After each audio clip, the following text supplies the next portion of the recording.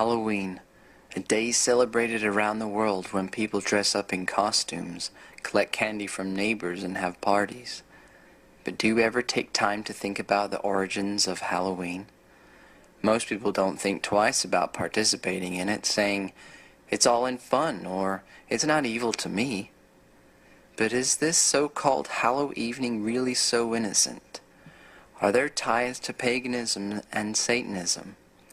Shall we as Christians celebrate Halloween, or should we have an alternative name for it like Harvest Festival? Before we get into those questions, let's take a closer look at the history of this night and how it all started. Samhain, or Halloween as it is called today, was celebrated on October 31st to November 2nd and started out as one of 4 major holy days to the Celtic Druids, referred to as fire festivals by them. To the Celts, fire was a symbol of divinity, holiness, truth, and beauty. To the Druids, these events signified the beginning of the cold and dark half of the year.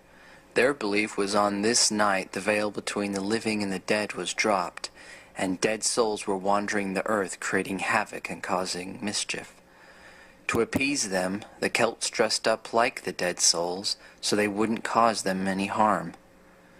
Large bonfires were made, and animals and crops were also thrown into the bonfire as sacrifices. Communing with the dead and divination, or fortune-telling, was also a common practice during this time.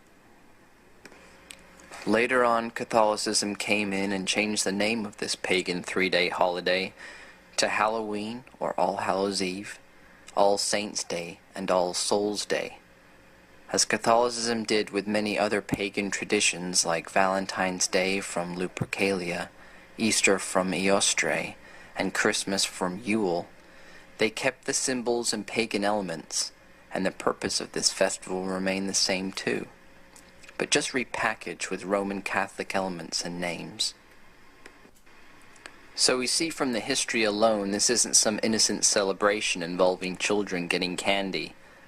"Oh, but that was so long ago, we don't celebrate it like how they did," you might say. Let me read to you a quote by Anton LaVey, a Satanist, from his book, The Satanic Bible. Quote, "After one's own birthday, the 2 major satanic holidays are Walpurgis Night and Halloween." End quote. In case that didn't sink in, Satanism considers this one of their top holidays. Do you still want to be part of it? 3 John 1:11 says, "Beloved, follow not that which is evil, but that which is good. He that doeth good is of God, but he that doeth evil hath not seen God."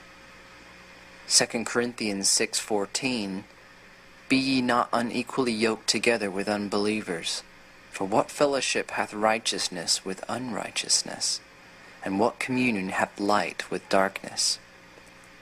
Halloween is filled with darkness, from symbols of death, ghosts, devils, and witches. We should not want to have anything to do with this. God wants us to be separate.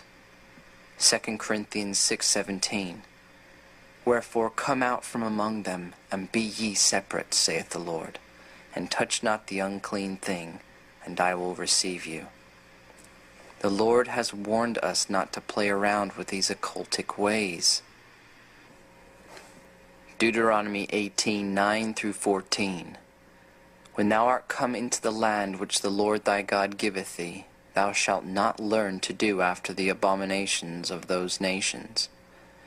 There shall not be found among you any one that maketh his son or his daughter to pass through the fire, or that useth divination, or an observer of times, or an enchanter, or a witch, or a charmer, or a consulter with familiar spirits, or a wizard, or a necromancer. For all that do these things are an abomination unto the Lord, and because of these abominations the Lord thy God doth drive them out from before thee. Thou shalt be perfect with the Lord thy God. For these nations which thou shalt possess hearkened unto observer of times, and unto diviners. But as for thee, the Lord thy God hath not suffered thee, so to do. Now, should we have an alternative for this day like harvest festivals? Alternative, however, implies substitute. It assumes our children need something to take the place of Halloween, since they won't be participating in the secular and pagan celebrations. It suggests our children are missing out on something, which they are not. Rather, teach your children what 1 John 2:15 says, "Love not the world, neither the things that are in the world. If any man love the world, the love of the Father is not in him." Teach your children the truth about Halloween and its origins. You might think that you're doing some good by having your own alternative party, but why do you need a substitute at all, and especially on this specific night? By doing so, you are still keeping this satanic tradition alive, not transforming it. 1 Thessalonians 5:22, abstain from all appearance of evil. The world should see Christians as being completely against this satanic day. We should not celebrate this day and be against anything that resembles it. Changing the name of the day to Harvest Festival doesn't change what this day truly is and gives the wrong impression to others. Shall we try to Christianize other pagan days to fit in with the world? No.